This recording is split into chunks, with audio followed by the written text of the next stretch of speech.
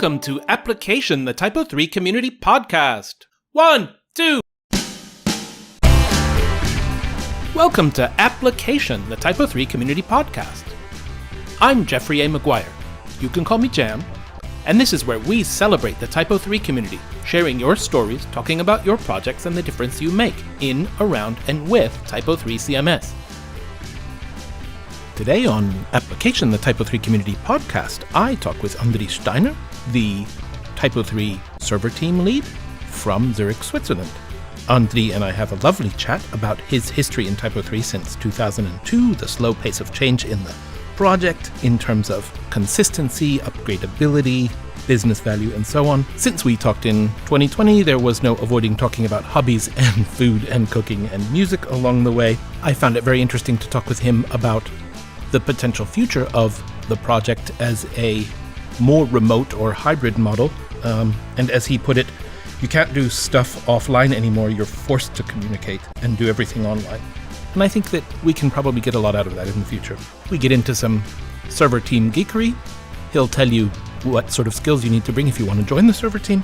And in the midst of all this, we identified some communication principles that are probably valuable everywhere in life, but certainly and especially in an open source project.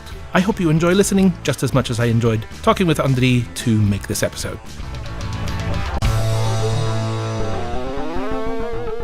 My name is Andri, and in my day job, I work at a company called Ops1. We're doing DevOps and hosting stuff, and in my spare time, I'm the leader of the TYPO3 Server Team. Cool. And what sort of projects do you do at work? We just run web applications, like backends for mobile apps or usual websites or whatever our customers want us to run. Mm-hmm. And where are you based? We are based in Zürich, Switzerland.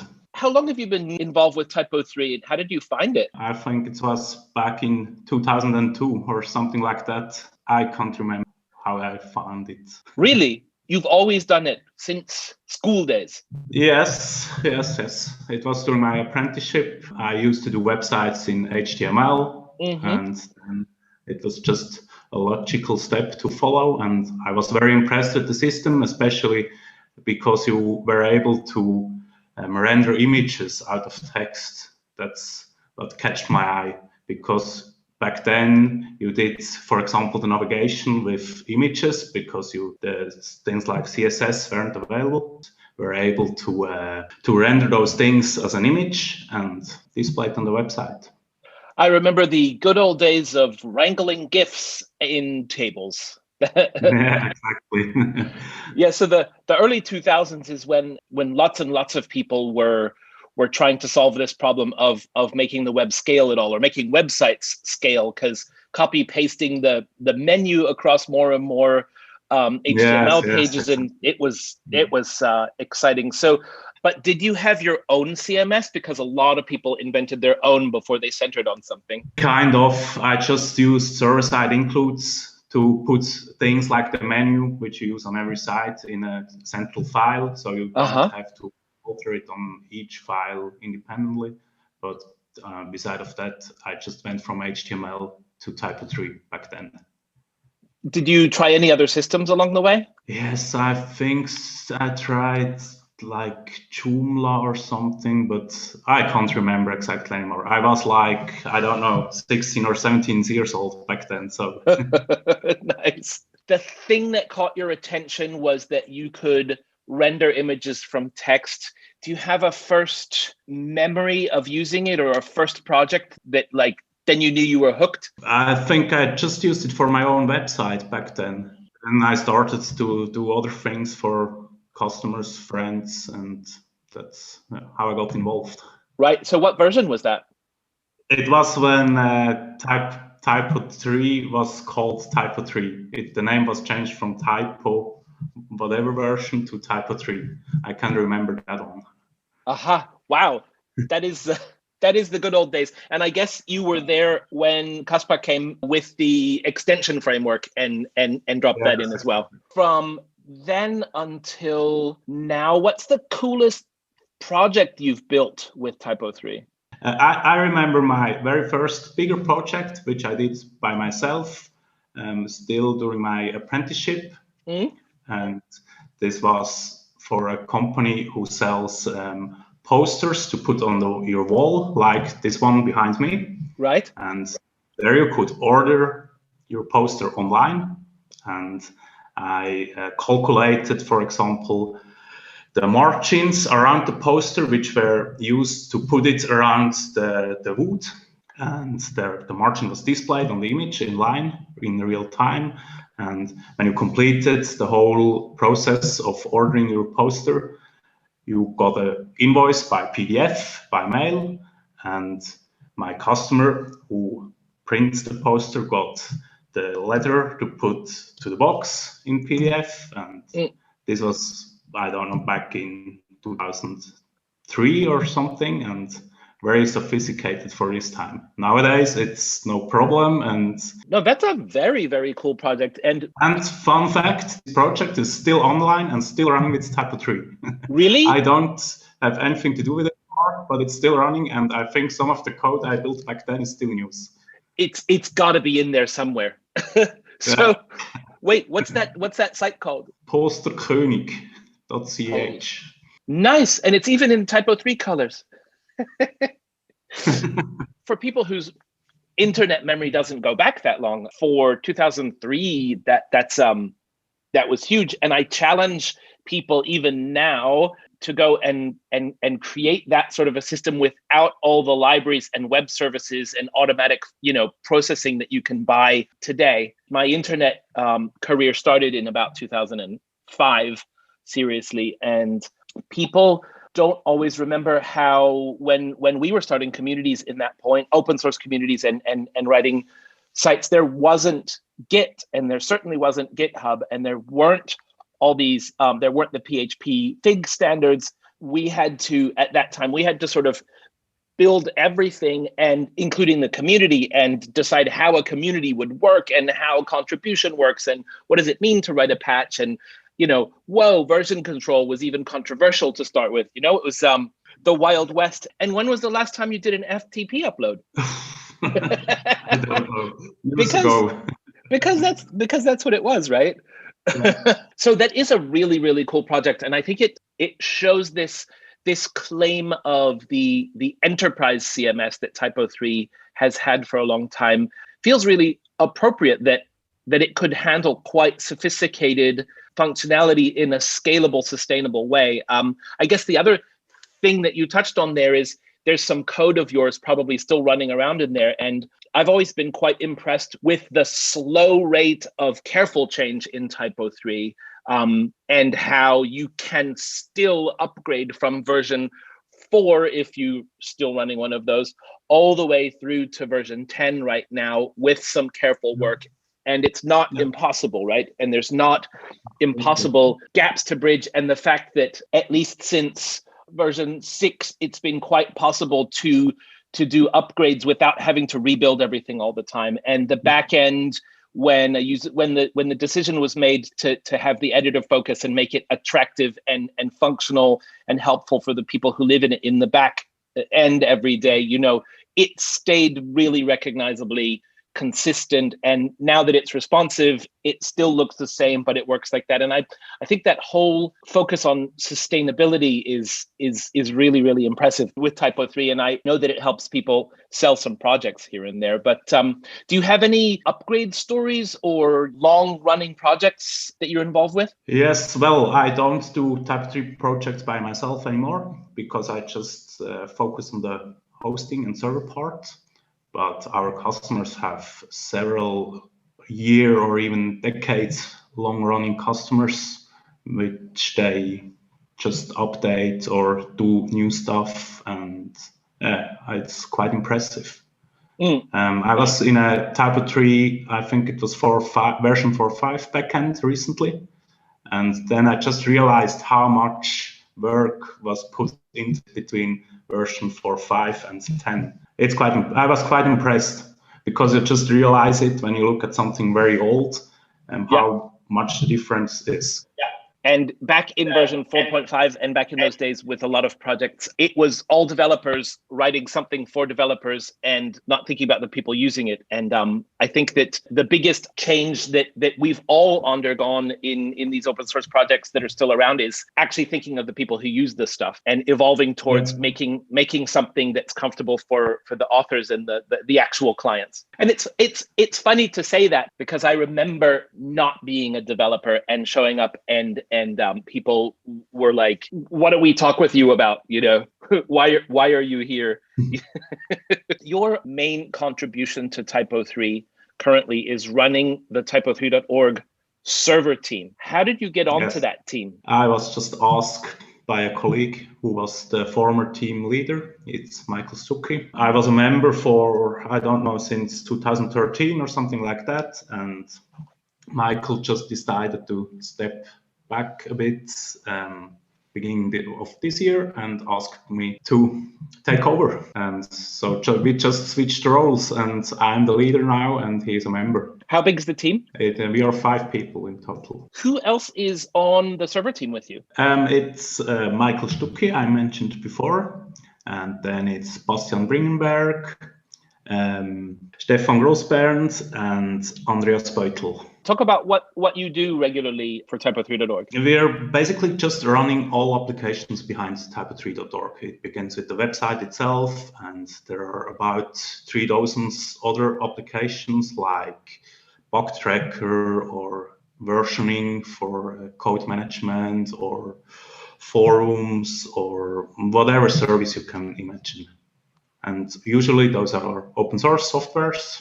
We just take and run and update and back up and do whatever we have to do to keep the things running. And we meet twice a month remotely, and usually in normal years, unlike 2020, we meet 4 times in person somewhere in an office.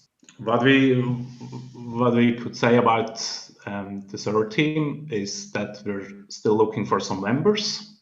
Great. And we're very keen to add new people to our team, and everyone interested in running stuff is welcome to contact me.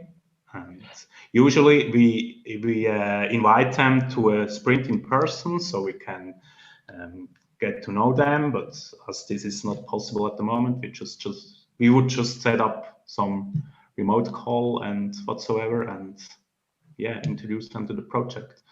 Terrific. As we run most of our applications in Docker nowadays, and everybody who is a bit familiar with Docker can join us and help to run and manage those things on our infrastructure.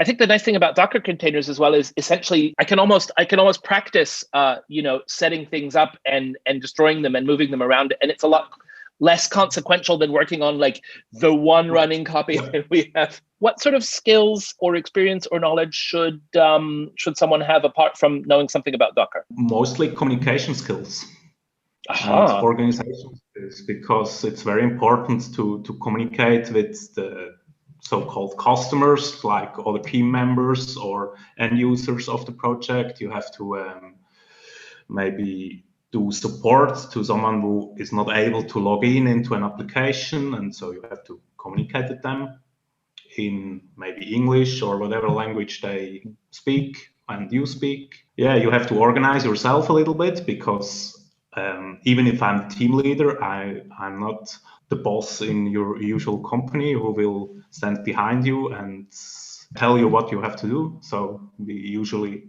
as I told, meet twice a month, and we just discuss the pending work and share the work with each other, and then all the people go and take something and do something. You touched on something incredibly important that I hadn't framed in this context before. Talk about the success factor in open source of communication skills, especially organization, I think, but communication even more. I think it's the key to all the things, because if you do something and nobody knows about it, or you do something for someone who wants something else, or then it might be still a very good solution, and you have to put a lot of time and effort into it, and it's technically perfect and whatsoever, but it won't be used, and then it's senseless.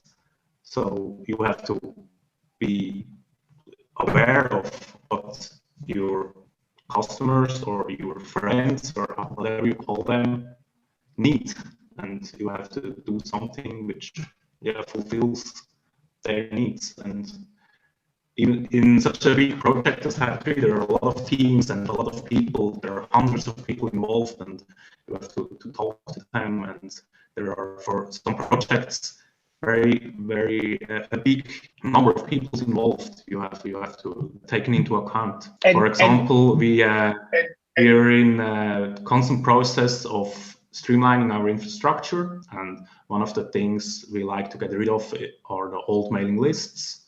But the mailing list is still used for some things, like at the moment, security announcements, and I cannot just drop the list altogether because the security announcements wouldn't work anymore, and the security team would be not very amused about me dropping this just out of the blue. So I have to talk to them and look for another solution and define the way forward that somewhere in the future, hopefully, we can disable those mailing lists. I think you just hit on three incredibly important points.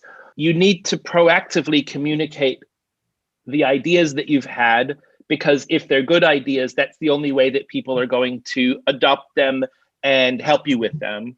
And the second thing you said was, once we're communicating with other people, we have to understand their needs. So we actually have to be able to listen and think as well as broadcasting our own ideas, right? And then once that's happened, the last piece you described was, we have this project that nobody exactly owns, but everybody benefits from. With your idea, you have to go and build coalitions around, is this the best solution? I think I need this. You think you need that. What does that really mean, right? And then get there. And that ends up being the secret sauce, right? The engine that actually powers making this. Yeah, exactly. And for anyone watching this in the future, we're speaking in October 2020, and Europe is heading towards the second wave of the pandemic, and more places are being locked down again, and the weather's also getting cold and rainy. How's your 2020 been, Andri? It was actually quite good. Because I was able to catch up with a lot of things and had a lot of time to do whatever things were required to do. Things I wanted to do for years, like starting to play the Schweizer Örgeli, for example. Nice. I had suddenly a lot of time at my hands to do stuff I like, and that was quite good. Was there some version of a lockdown in Zurich? Yes, and we are also working from home, the full company, almost since March or April, something like that. My company has been remote basically all the time, and I thought that, okay, lockdown is no problem. I'm used to doing this. I can sit at my table. I can, I've got my different spaces, and that'll be fine. And I'm used to the communication style, and I know how to run a meeting. But the pressure this year, it's been different. We had to do things like learn how to run a workshop through a camera instead of with a room full of people. And there's still a different energy that's still, we'll see how this winter goes. My silver lining was that it seems like most of the Western world learned how to bake this year, but I actually made jams and pickles like crazy. And I found it incredibly therapeutic to stand over the big boiling pot of whatever and burn my arms and make, but now I get to eat them and, profit from all of that. I'm running out of fruits now that it's the fall. You're not alone with that problem, I can assure you. So you worked on your music skills. That's super cool. I think I miss conferences in the end, and I actually miss those, like the sprints and the actual getting together. And I just think that in TYPO3, for example, the very strong practice of getting the teams together and of having the in-person events, I think that it really helps now because there are strong relationships and the people you work with, and you have had beer and pizza with them, and then we can survive a time like this. I don't think it could go on like that forever. And I think that people who can't get involved with on the direct level might be losing out on something in the long term. But on the other hand, do you think that learning to be a community like this could help us expand into Asia, into Africa, into Eastern Europe more? Yes, for sure, because you just can't do stuff offline anymore, and you're forced to communicate and just do everything online, and this might be a chance for sure. I'm really excited about the increased activity in India. I'm really excited about the opportunities in Africa now. It's I think it's a great time to be presenting this technology to people, and I'm really excited that about the TYPO3 mentorship program that's going on. I think there's a lot of really interesting chances right now. Why don't you tell us, what is your favorite feature of TYPO3? In the moment, my favorite feature is that all the things are going to composer-based installations. So we can just automate things in the background. And as I'm mainly a server guy, I'm also very interested in new server stuff like nowadays Kubernetes, for example. Right. I'm interested in the way to go into a so-called cloud native world with TYPO3, which will come for sure sooner or later. How much needs to be changed in TYPO3 to make it compatible with that sort of a world? It's not that much anymore. Actually, if all the extensions do use the file abstraction layer appropriately, it works already quite good. Nice. So you can actually split them out as services? Yeah, well, you just can't save or store data locally anymore because the term local server doesn't exist anymore. It's just some container running somewhere, which you don't have really control over it. And so you have to make sure that all your data is stored in a meaningful manner, in a central way. And that's what the file abstraction layer can provide us. So we just configure this layer that it doesn't save data to the local file system, but to some other service instead. And all the instances running wherever they are do get their data from there. Same applies to the database, of course, and things like the caching layer. But yeah, then you're good to go. Right. So now it's mostly a matter of configuration. Yeah. For me, the fun thing about how you just explained that consequence of the file abstraction layer is that I've been explaining it to people from the other side of that picture, which is take any data source and plug it into your instance. And as an end user, you have a file system that looks complete and normal, but it can be actually stored anywhere. And it can be, some of it's from a web service and some of it's from an S3 bucket and some of if some of it's from your hard drive, and it doesn't matter. Yeah. When I first figured out what was going on with the file abstraction layer, I was terrified for the idea that you could basically plug a Google Drive in and let a designer have that sort of access. But over time, the consequences of it, and the proper configuration of it have really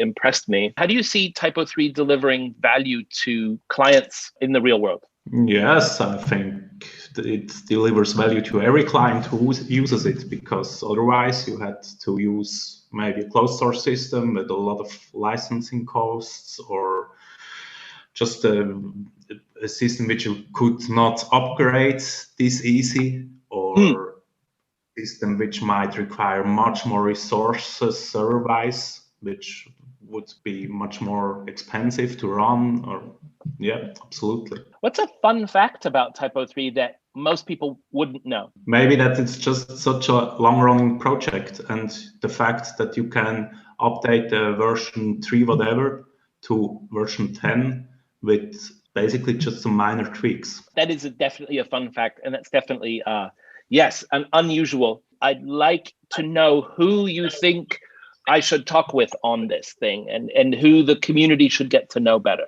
Well, I think you should talk to Michael Stucki, because he introduced me to the whole project and was kind of my mentor during all these years.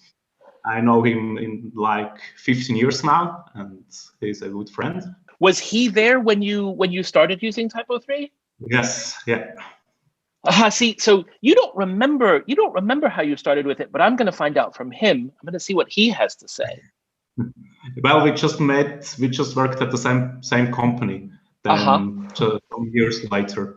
But I just knew him from things like the mailing list, and I think he was the core leader back then or something. And it was just a name which popped up everywhere. And me as a young Swiss guy was very impressed that there are other Swiss guys around who have such central roles in such a big project. Right. A lot of the Stuckis are in Switzerland. If someone knows a little bit about Docker or wants to learn a lot more and has good communication and organization skills, I have the feeling that Andri would be very happy to hear from you to grow the server team. And speaking also from absolute immediate knowledge, those sorts of skills that you'd learn with Andri and would make a huge difference to the project. If you're earlier in your career, there's a lot of really great job opportunities that come from that sort of thing too. Fantastic. Thank you so much, Zürich. Thanks for taking the time. Thank you for all your contribution and enthusiasm. And thanks everyone on the server team for keeping our background unglamorous technologies running. I really look forward to being able to meet in person sometime. But in the meantime, thank you so much for taking the time to talk with me today. Yeah, welcome. Thank you too. Thanks to the TYPO3 Association for sponsoring this podcast. Thank you B13 and Stephanie Kreutzer for our logo. Merci beaucoup Patrick Gaumont, TYPO3 developer and musician extraordinaire, for our theme music. Thanks again to today's guest. If you liked what you heard, don't forget to subscribe in the podcast app of your choice and share Application, the TYPO3 community podcast, with your friends and colleagues. If you didn't like it, please share it with your enemies. Would you like to play along and suggest a guest for the podcast? Do you have questions or comments? Reach out to us on Twitter at TYPO3 Podcast. You can find show notes, links, and more information in our posts on typo3.org. Remember, open source software would not be what it is without you. Thank you all for your contributions.